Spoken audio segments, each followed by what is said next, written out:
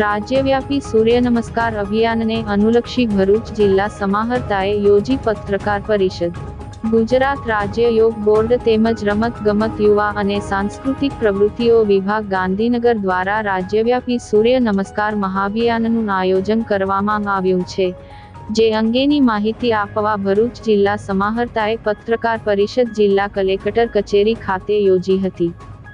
જિલ્લા કલેક્ટર કચેરીના સભાખંડ ખાતે યોજાયેલ પત્રકાર પરિષદને સંબોધતા જિલ્લા સમાહર્તા તુષાર સુમેરાએ જણાવ્યું હતું કે યોગને વિશ્વસ્તરીય બનાવવા માટે ભરૂચ સહિત રાજ્યભરમાં 1 ડિસેમ્બર 2023 શરૂ કરવામાં આવેલું આ અભિયાન તારીખ 1 જાન્યુઆરી સુધી ચાલશે.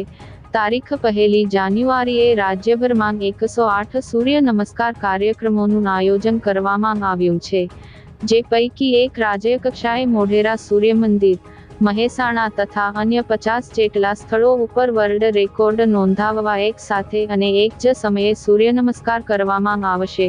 ભરૂચના 2 સ્થળો આ વર્લ્ડ રેકોર્ડના આયોજનમાં ભાગીદારી નોંધાવશે, જેમાં જિલ્લાની જેપી કોલેજના ગ્રાઉન્ડ તથા આઇકોનિક સ્થળ શુક્લતીર્થમાં નર્મદા સ્કૂલ સામેના મેદાનમાં પણ સૂર્ય નમસ્કાર કાર્યક્રમ યોજાશે. આ બંને કાર્યક્રમનો સમય સવારે 8 થી 9:40 સુધીનો રહેશે તેમ તેમણે ઉમેર્યું હતું. ગુજરાત રાજ્ય સરકારના રમતગમત યુવા અને સાંસ્કૃતિક પ્રવૃત્તિઓના વિભાગ દ્વારા ડિસેમ્બર અને જાન્યુઆરી 2 મહિના દરમિયાન સૂર્ય નમસ્કારને પ્રમોટ કરવા, લોકો સૂર્ય નમસ્કારને એડોપ્ટ કરે એવા અને યોગને ઓવરઓલ એડોપ્ટ કરે એવા એક શુભ આશયથી આ સૂર્ય નમસ્કારનો કાર્યક્રમ આ 2 મહિના હાથ ધરવામાં આવ્યો, જેની અંદર ગ્રામ પંચાયતથી લઈ તાલુકાથી લઈ અને જિલ્લા લેવલની સ્પર્ધાઓ થઈ, જેમાંથી વિવિધ સ્પર્ધકો એમાં ભાગ લીધા અને તેઓને રેન્કિંગથી મૂલવવામાં પણ આવ્યા.